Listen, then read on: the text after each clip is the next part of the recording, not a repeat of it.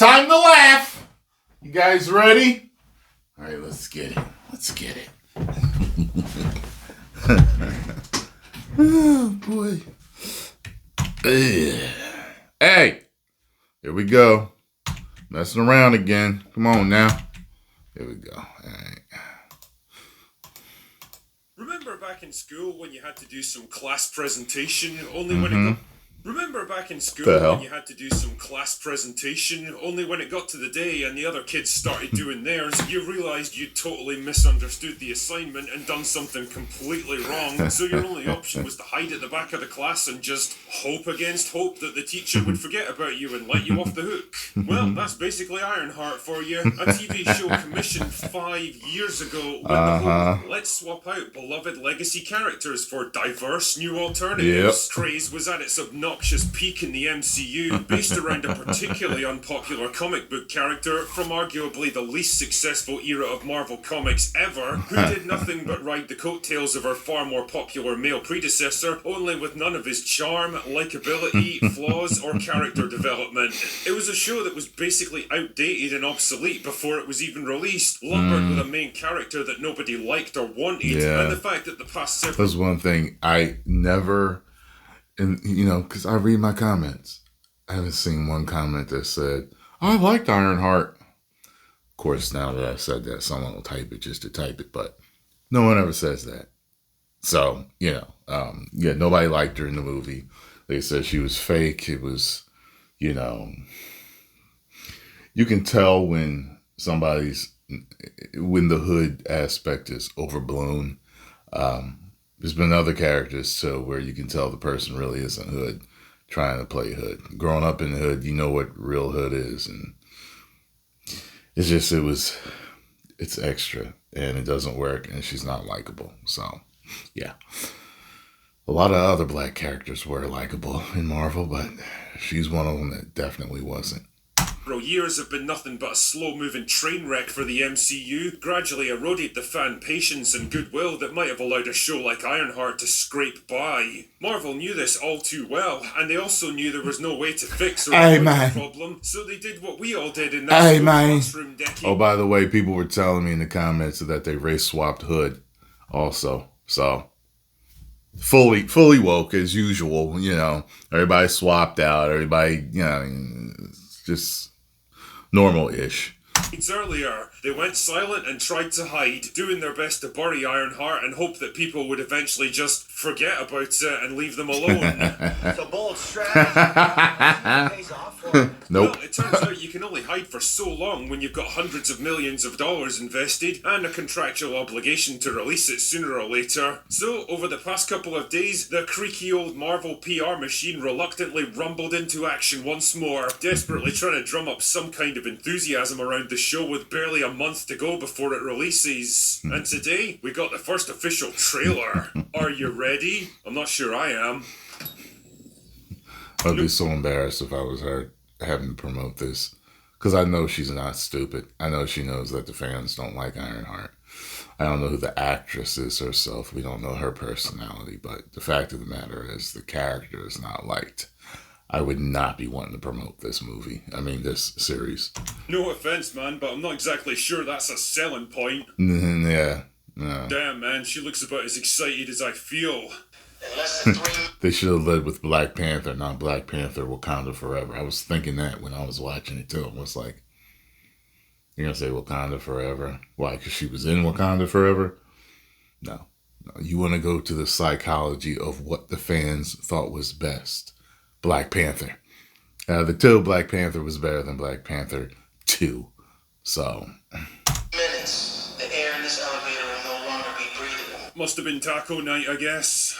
It's okay though, Riri's got a highly technical solution. Screw this.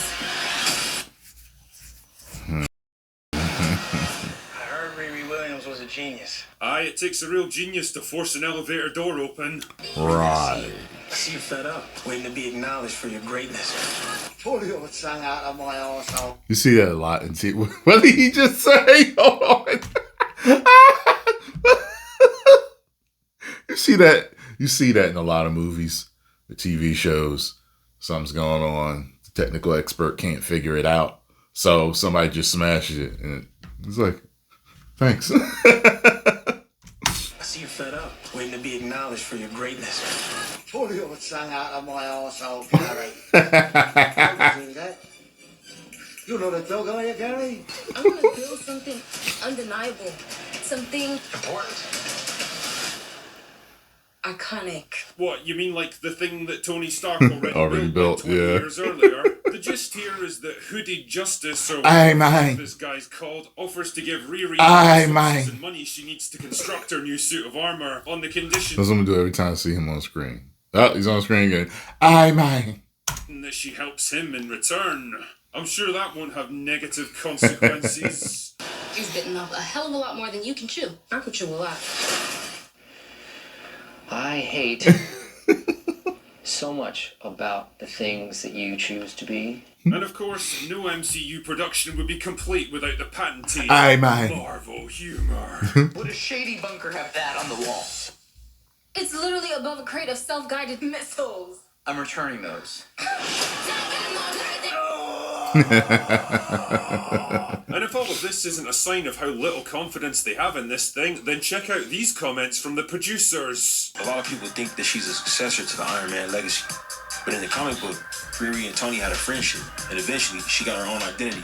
The story of Ironheart is not a story about the mantle of Iron Man getting passed. If anything, it's the opposite. You sit on a throne of lies. Spot the recurring theme here? The one thing they keep desperately trying to hammer home is that Riri Williams isn't just some cheap, lazy DEI replacement for Tony Stark. No sir, she's her own woman with her own personality, and definitely someone you should be excited to see on screen.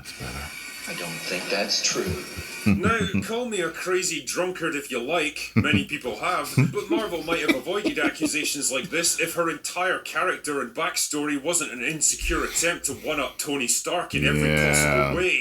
Instead of a rich but deeply flawed playboy with a talent for engineering developed over decades of research who constructs an armoured suit out of sheer necessity to help him escape from captivity, Riri is a genius teenage tech protege who probably taught herself how to build quantum megacomputers out of Play-Doh and old Nintendo consoles when she was still just a fetus. Because truly, if there's one thing the MCU needs more of, it's obnoxious teenage girls that are inexplicably amazing at technology. Why didn't you just reprogram the synapses to work collectively? Because we didn't think of it? I'm sure you did your best. I remember when I saw that scene, I was like, are they? God damn, is that bitch on the rag or what?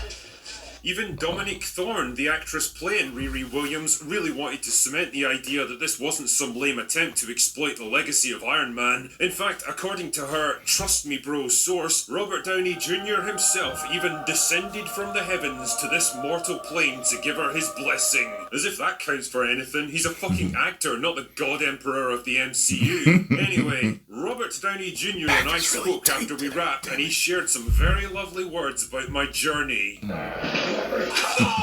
Your journey? You've literally been in one movie at this point. A movie so forgettable that most people can't even remember you were in it. That's not a journey, that's a weekend staycation in Grimsby. He told me how excited he was and that he's rooting for it too. Yeah, I didn't believe none of that.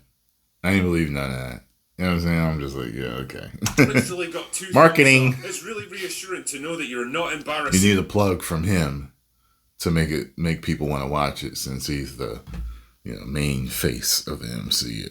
Iron Man. She also couldn't help adding that Riri is just so much better and smarter and more resourceful than Tony ever was. Because of course she is. She's dumpster diving, whereas Tony Stark was this bajillionaire. What she's able to accomplish is remarkable. Son of a... Oh, really? Tony Stark was... That's right. I'm not Built doing that it. thing I'm in a not damn replaying that cave. same fucking clip that everyone's using to respond to this. Yep. But you do get the point here. Tony's wealth and resources counted for absolutely nothing when he was imprisoned in that cave in Afghanistan. In fact, I'd argue that he had even less resources to work with than Riri, because she had all the time in the world to design and refine her suit, whereas he was forced to cobble his together against the clock, with armed terrorists watching his every move. But hey, why let facts and reality get in the way when there's a narrative that needs spinning? Unfortunately, by waiting until the 11th hour to actually spin it, Marvel have completely lost control of the narrative around Aye, it. man. And people can now see it for exactly what it is. A cheap, lazy, and pandering attempt to exploit the legacy and coolness of one of the MCU's most popular characters, born from the hubris of a different era when Marvel believed they could do no wrong, and reluctantly sharted out half a decade later into a time when they seemingly can't do anything right. A show that even the creators seem embarrassed and afraid to release, and if the trailers happen to go by, they probably should be. Anyway, that's all I've got for today. That's the first time I heard him say that. Aye, man. Yeah, it's gonna be trash. By the way, so him, Snarky J, I think, are the first two I've seen them. They're talking about how like Andor was just like those last few episodes are incredible. Like, I've been beaten so badly and abused so badly by Disney. It is so hard for me to trust even them. And I trust both of their opinions highly. I think I'll start the first episode of Andor today. Oh my God, I hope they're telling the truth. Oh God. That was supposed to segue into something. I don't know what, though. I had a point for that, but anyway. Oh, yeah, basically, I know the idea I had is basically, like, I don't have the energy to even want to try to watch this, but I'm going to try. Now, I was trying to get to Andor, and with them two, both of them saying it was great, I have a little bit more energy to try and watch Andor, but I don't want to. With this, I just completely don't. You know what I mean? That's why people care about other people's opinions, because it does help you figure out in your own, sphere of whether you will like, a show or a movie or not. It does help to hear other people's opinions, so it is what it is. Post comments down below. Let me know what y'all think. Get over and subscribe to the Critical Drinker. Tell them Tyrone Magnus sent you. 10 million subscribers.